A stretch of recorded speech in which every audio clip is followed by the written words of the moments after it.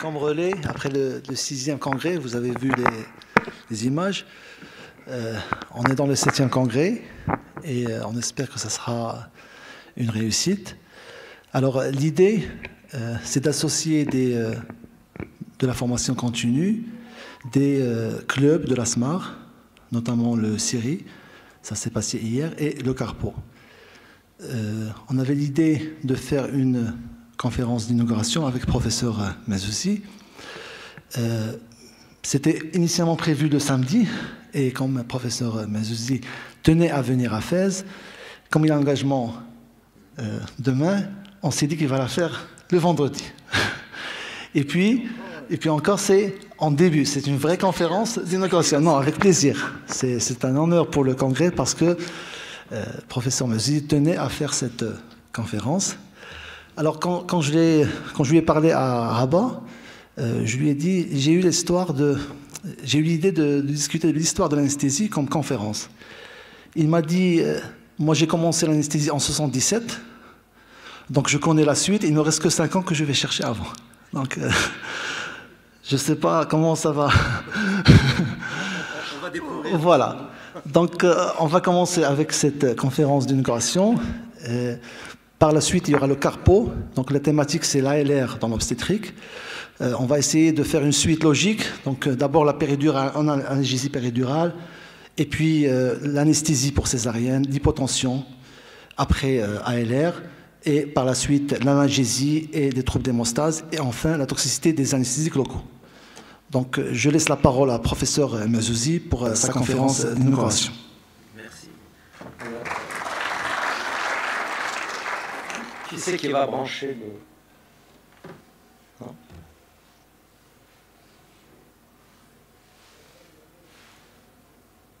Très bien. Merci infiniment, mon cher Adnan, pour cette invitation.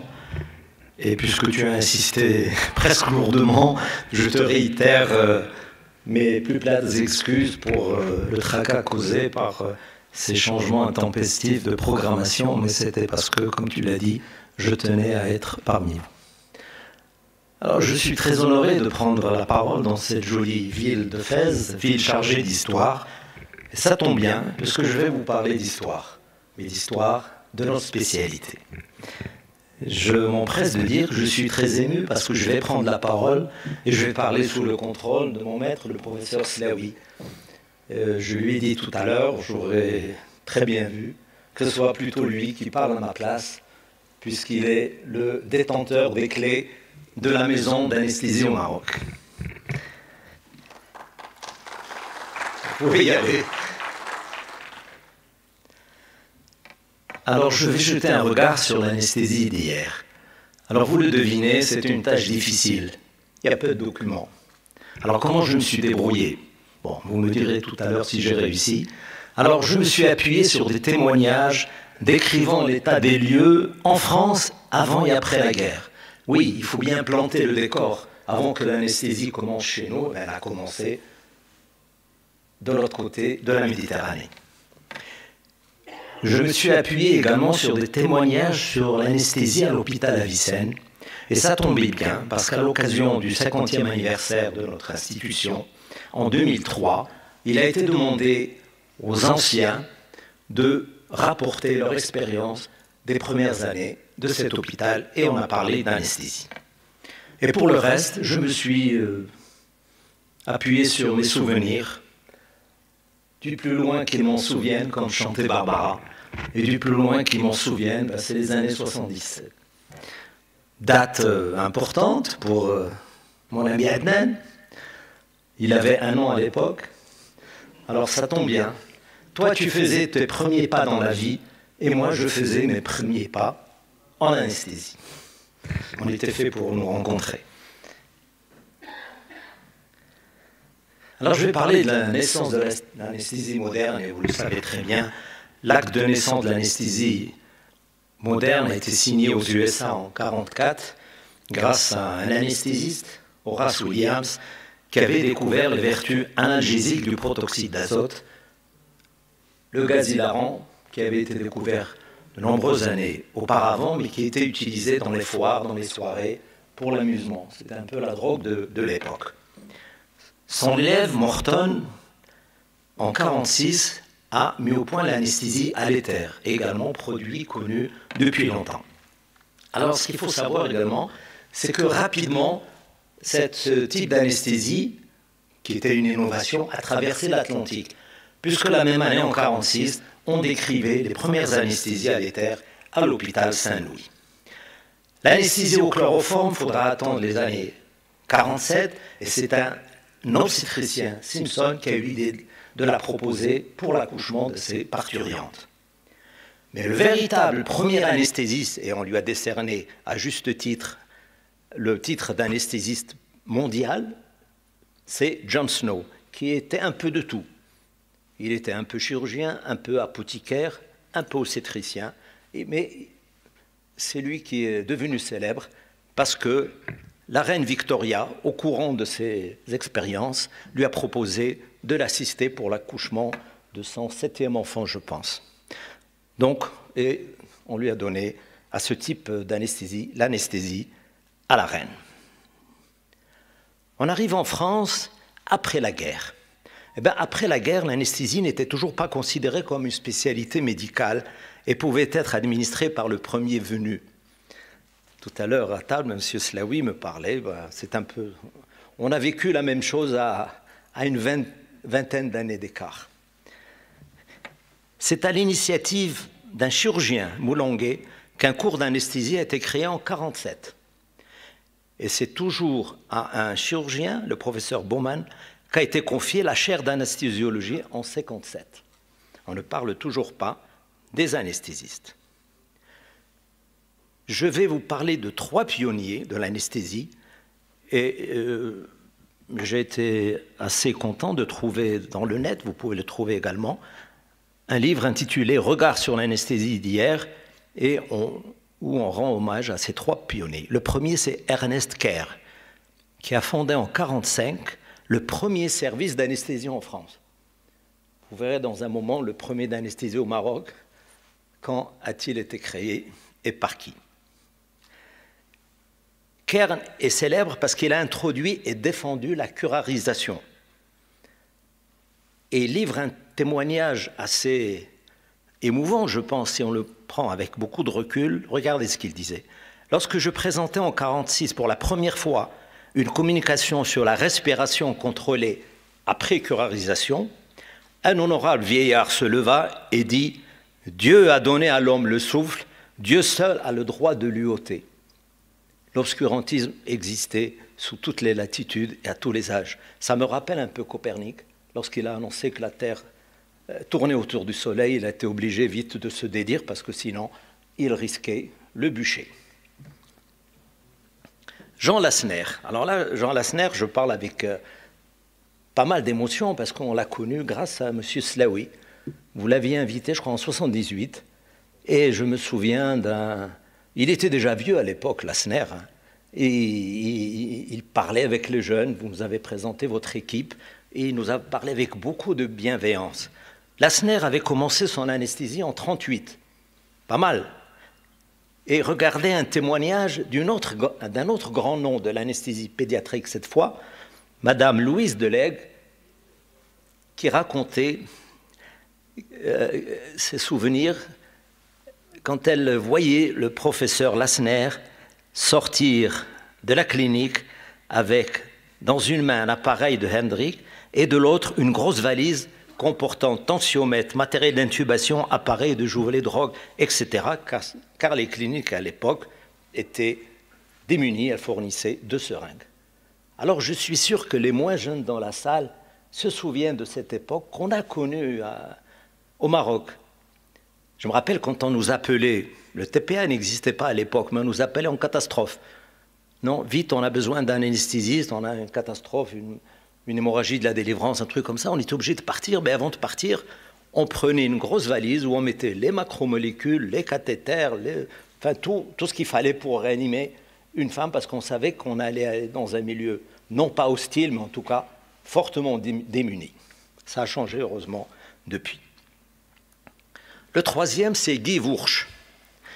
Guy Wurch, qui était un grand résistant de la première heure, Et ça sera le premier agrégé d'anesthésie en 1958.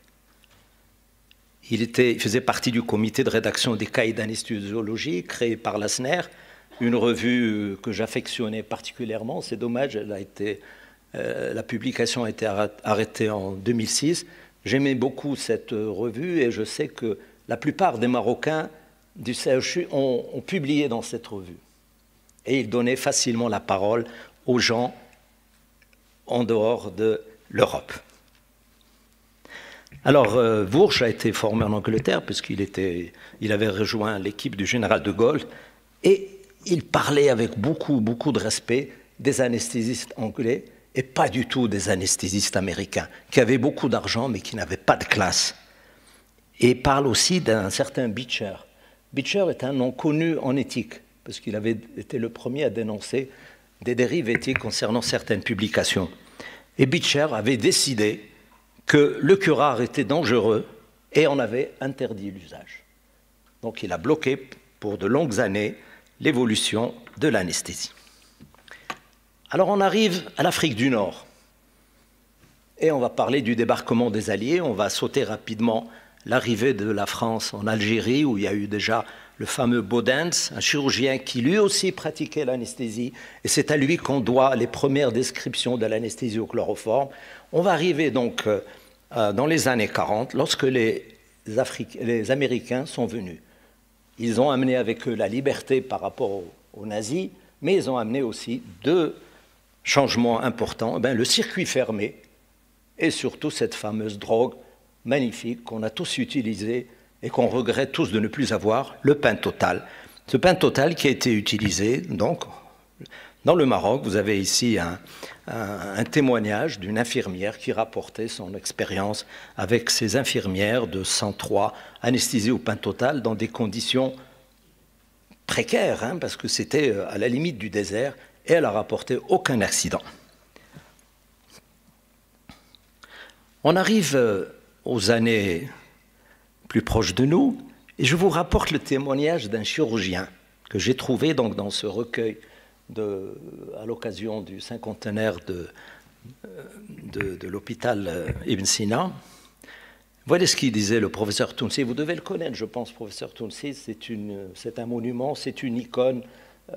Tout le monde le connaît et on lui souhaite une longue vie parce qu'il commence à être un peu âgé. Toutes les anesthésies étaient données par des infirmières anesthésistes, sauf pour les malades du docteur Botreau-Roussel. C'était lui-même qui pratiquait l'anesthésie générale avant de s'habiller pour opérer les malades. Donc il entrait, il anesthésiait, et une fois que le malade était intubé, anesthésié, il donnait la tête à l'anesthésiste. Alors c'est vrai qu'avant 1960, il n'y avait que des auxiliaires d'anesthésie, des infirmiers brevetés et les religieuses. Mon oncle, qui était chirurgien, m'avoue que dans les années 50, il avait été opéré pour une mastoïdite et anesthésié par une masseurette, comme on leur disait, les sœurs. Les premiers médecins anesthésistes étaient le médecin-colonel Victor Blanc, qu'a connu mon ami le général Délicy, n'est-ce pas? Suivi par le docteur Philippe Garcia et madame Janine Boussac, que j'ai connus. Vous les avez connus également, Garcia et madame Boussac. Voilà. Alors, on arrive à l'année 70.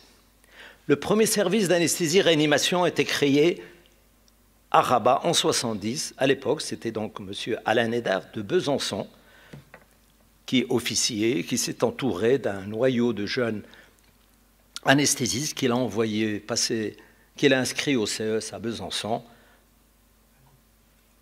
Là, Besançon, ouais, Besançon. Et puis, en 73, il y a eu l'arrivée du professeur Slaoui Abdelmalik qui venait de Montpellier.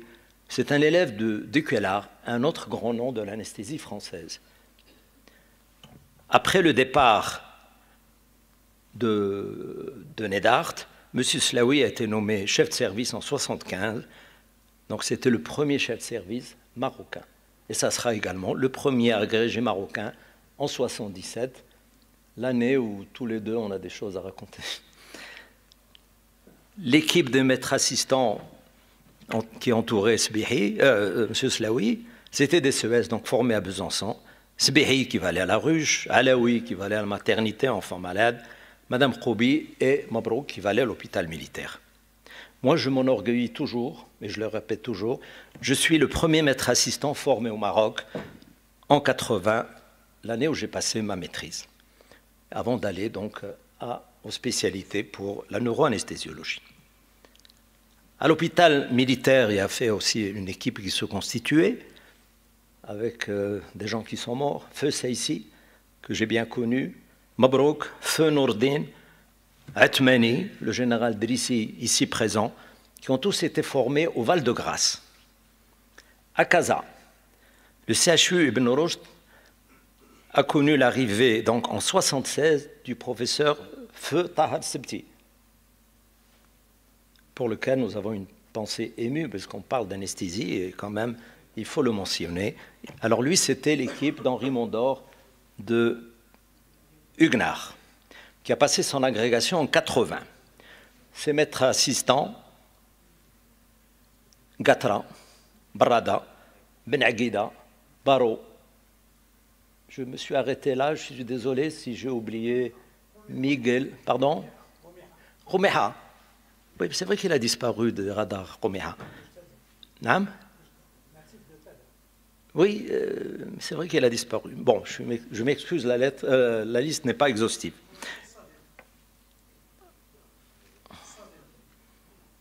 Ça, j'ai oublié. Sader. Bon, je changerai cette diapo, promis. Alors après, c'est 10 ans après, le CHU d'Oujda avec Hosni, le CHU de Tanger avec Sbey, Agadir en 2016, et puis l'Ayoun qui est en train de prendre son envol avec, je connais l'anesthésiste, je connais Monsieur Anne. Bon. Alors, on va parler de l'évolution de la pratique de l'anesthésie. Là, j'ai des documents à vous présenter. Tout à l'heure, c'était un effort de mémoire. Et ma mémoire a été défaillante, comme vous l'avez rappelé. Alors, j'ai retrouvé 2 articles que j'avais publiés lorsque j'étais président de l'ASMAR et puis lorsque je faisais partie du board.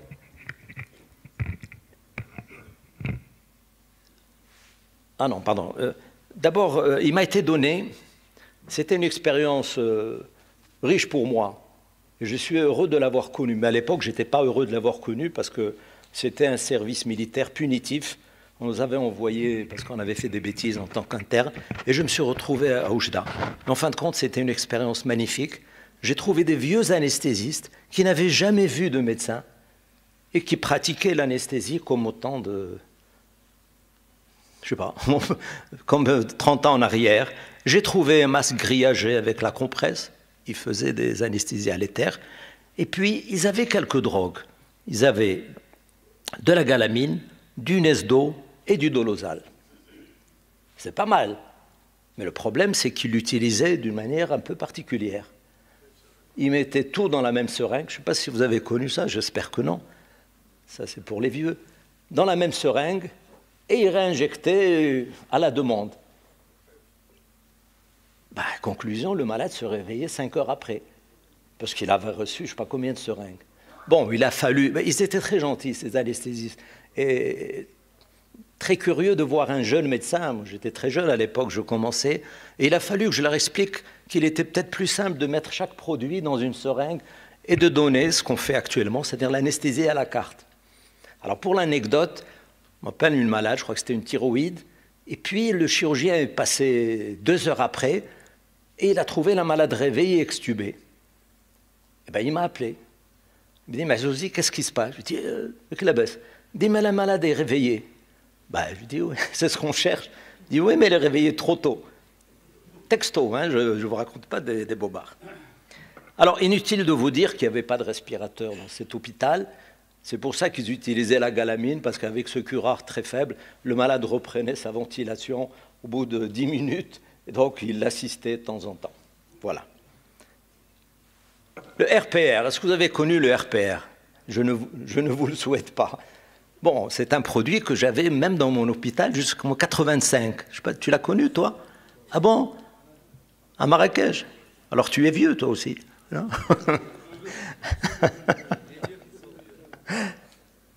Le RPR, c'est un appareil magnifique. Hein. Pourquoi? Parce qu'il n'y avait pas de moteur. C'était l'oxygène qui faisait varier le soufflet. Donc il ne tombait jamais en panne.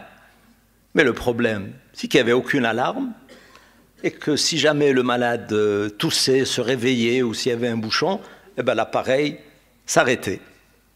Et on a travaillé avec cet appareil. Et puis le réglage était impossible. Hein, parce qu'on ne mettait pas, comme actuellement, on met la fréquence, on met la ventilation minute. Tu joues avec une abac et t'es aux arcs. Bon, après on a connu le Logix, qui n'était pas terrible. Et longtemps après, bien sûr, les nouveaux respirateurs, le Siemens, l'Omeda, le Drager, etc. Alors voilà les deux enquêtes dont je vous parlais. L'une a été réalisée en 1999. On a copié la SFAR, qui avait fait la même enquête, et on a refait une autre en 2010, qui va nous permettre donc de voir un peu l'évolution de notre pratique. En 1999, la consultation d'anesthésie était réalisée chez la moitié des patients. Le thiopental a été le produit le plus utilisé. La galamine et la pitidine étaient encore utilisées dans les hôpitaux périphériques. Guère plus dans les CHU ni le privé, mais les hôpitaux périphériques avaient encore ces drogues. Le monitorage était vraiment très, très limité. En 2010, de nouveaux anesthésiques sont apparus pour l'induction. Le thiopental n'a été utilisé que dans la moitié des cas, parce qu'il y avait le propofol qui a fait son apparition. Pour l'entretien de la narcose, il y a eu les nouveaux halogénés, l'isoflurane, le sévoflurane, et le morphinique qu'on utilisait à l'époque, c'est-à-dire la dextromoramide avait disparu, c'était maintenant le fentanyl. Et puis il y avait le vécuronium, le rocuronium qui était venu. Alors je compare sur ce tableau rapidement. Voilà les chiffres. Nous sommes passés de 300 anesthésistes en 10 ans à 524, on verra les chiffres tout à l'heure. La consultation d'anesthésie n'a pas bougé, 57%, 47%, on réchigne toujours à réaliser les consultations d'anesthésie. L'anesthésie générale, uniquement dans la moitié des cas, alors qu'ailleurs, elle était dans 3/4 des cas. Le circuit fermé avait fait son apparition en 2010. C'était la rachis-anesthésie qui se taillait la part du lion dans les anesthésies loco-régionales. L'anesthésie ambulatoire, même chose, il n'y a pas eu de progrès. Le seul progrès vraiment notable concerne le monitorage qui est devenu quasi systématique en 2010 par rapport à 1999. Voilà un peu l'histoire que je voulais vous raconter, l'histoire de notre anesthésie. Et puis, bien sûr, connaître son histoire, c'est anticiper l'avenir. Donc, on va faire un bilan et on va avoir quelques perspectives d'avenir. Pour faire notre bilan, je vais m'appuyer sur la matrice SWOT que connaissent les administrateurs, les gens habitués à donner des bilans, les forces, les opportunités, les faiblesses, les menaces. Les forces, les opportunités, c'est que nous avons, je pense, une formation continue de qualité. La SMAR a été créée en 1984 et tenez-vous bien, en 1984, les doigts des anesthésistes du Maroc se comptaient sur les doigts d'une main et demie. C'était la 6e société savante après celle de chirurgie créée en 1960. Son activité n'a jamais été démentie. Les congrès nationaux se poursuivent. Le 34e va avoir lieu bientôt. Il y a eu des congrès maghrébins, des congrès avec nos amis subsahariens. Il y a eu la ISMAR, il y a eu les assises régionales. Et notre présence ici témoigne donc de cette formidable propulsion de l'anesthésie dans les provinces. Il y a eu la publication des référentiels, des recommandations, des ateliers, etc. Il y a eu la FNAR qui a été créée. Je crois que... Alors, tu as trouvé la date, Cohen? Tu as oublié? C'est ça, 90, de mémoire. 80, avec Ben Aguida, le premier. Nous avons dans la salle l'actuel président de la FNAR, qui a été créé parallèlement à la SMAR pour qu'elle défende nos intérêts, pour laisser la SMAR s'occuper de tout ce qui est vraiment scientifique. La multiplication des facultés est également une bonne chose et une des forces pour nous, qui dispense une formation diplômante de qualité à Rabat, à Casa, à Fès, Marrakech, Oujda, Tanger, Agadir, en attendant que les Aïounes constituent leur propre équipe. Pour les gens qui nous répondront, les détracteurs qui nous diront que notre spécialité est peu attractive, je répondrai non. Et je vous projette un tableau que j'ai eu grâce à nos amis du ministère de la Santé. Regardez le nombre de résidents. Nous avons actuellement dans nos services de CHU 297 résidents en formation. Regardez la deuxième colonne, Rabat. Rabat, nous avons actuellement un total de 80 résidents. Je ne pense pas qu'on puisse former plus, parce qu'il y a un problème de disponibilité des salles. Déjà dans mon service, je crois que j'ai 10 résidents en ce moment, ils n'arrivent pas à tourner dans tous les sites, et parfois ils se retrouvent à 2 en neurochirurgie, ce qui n'est peut-être pas une bonne chose. D'accord ? Mais là où le bas blesse, là où le ministère de la Santé devrait faire un effort, au lieu d'avancer des choses un petit peu biscornues, c'est qu'il y a dans ces résidents 60% de bénévoles. Donc plus d'un résident sur 2 que nous formons va aller dans le privé. Il va rester ni au CHU, ni dans la santé publique. Voilà le problème.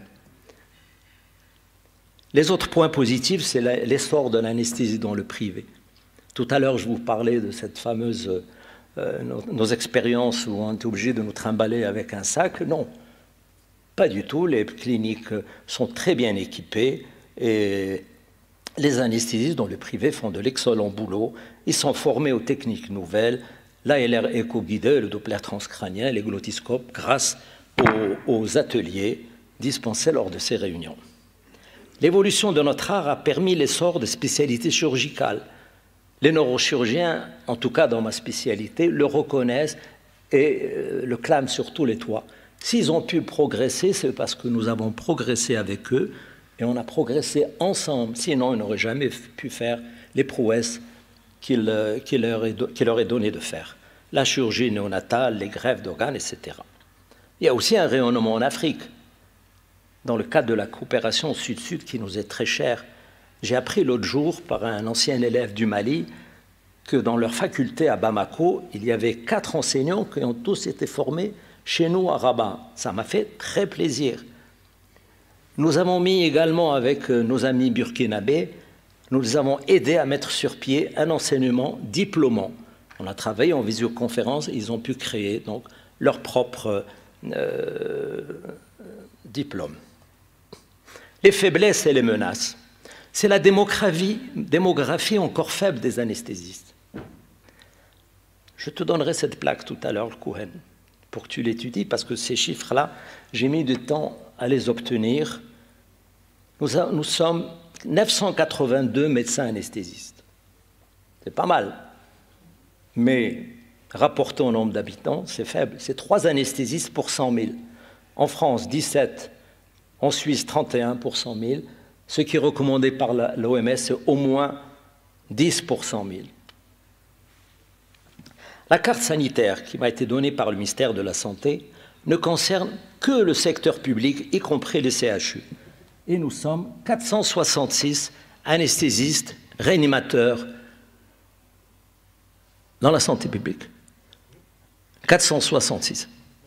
Public, non, public et privé, et CHU. Mais oui, mais...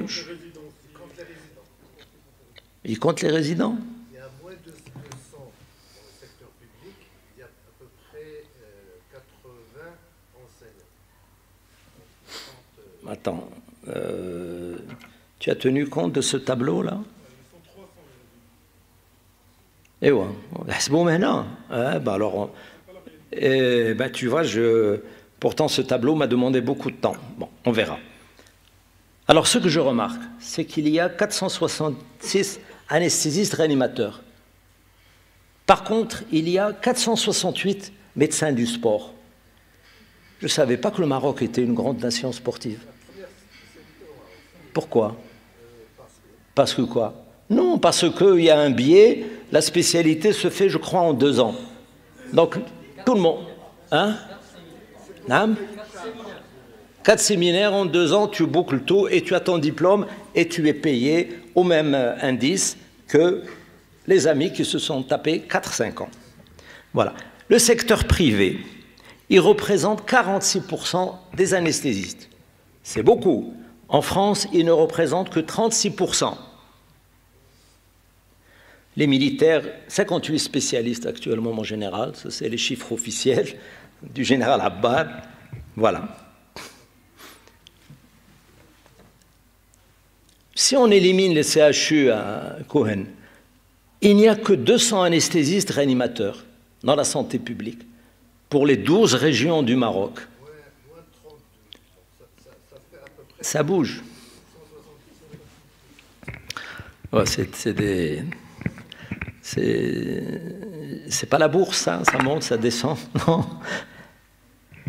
Alors, devant cette situation, bien sûr, les chirurgiens étaient bloqués parce que les anesthésistes infirmiers refusaient d'anesthésier. Ben, qu'est-ce qu'il a fait le ministre? Il s'est fendu d'un communiqué avec une injonction aux infirmiers de pratiquer l'anesthésie si le chirurgien fait appel à eux. Bref, on est retourné 30 ans en arrière, 40 ans en arrière, M. Slaoui, peut-être, facilement. Voilà. Alors, heureusement que la FNAR veillait au grain avec notre ami le Cohen, et elle a publié ce communiqué où vous rappelez à l'ordre et vous mettez en exergue la sécurité des patients avant tout. Voilà, j'ai terminé et je vous projette ces messages que je vous demande de retenir. Alors, vous l'avez remarqué par vous-même, l'anesthésie marocaine est une spécialité jeune. Il y a à peine 50 ans. Il faut rendre hommage à nos pionniers qui lui ont donné ces lettres de noblesse, et je suis heureux d'avoir devant moi donc, le premier de ces pionniers. Il faut reconnaître que beaucoup de chemin a été parcouru. Tout à l'heure, on parlait à table et M. Slaoui me rappelait les souvenirs où il fallait batailler contre les chirurgiens qui étaient les rois du bloc pour eux. Il était inconcevable que quelqu'un vienne les détrôner de cette place. C'est une discipline reconnue comme prioritaire. Alors il faut poursuivre nos efforts et il faut trouver ensemble, quand je dis ensemble, c'est-à-dire nous et bien sûr notre ministère de tutelle. Il ne faut pas qu'ils trouvent des solutions à part et nous à part. Il faut qu'on s'assoie et qu'on trouve ensemble des solutions pour maintenir les standards de sécurité. Et peut-être que l'une des propositions, je crois que tu en as parlé également, et je suis tout à fait d'accord avec toi, c'est la centralisation et faire comme Kouchner qui fermait les maternités où ils avaient peu d'activités et où il y avait des catastrophes parce qu'ils recevaient une fois tous les 36 une hémorragie de la délivrance, il n'y avait personne n'était rodé. Voilà, ça c'est des axes de recherche. C'est à vous les jeunes, je suis content de voir qu'il y a des jeunes, j'avais peur qu'il n'y ait que des vieux dans la salle. C'est à vous les jeunes qu'il revient d'écrire les nouvelles pages de l'histoire de l'anesthésie dans notre pays. Merci.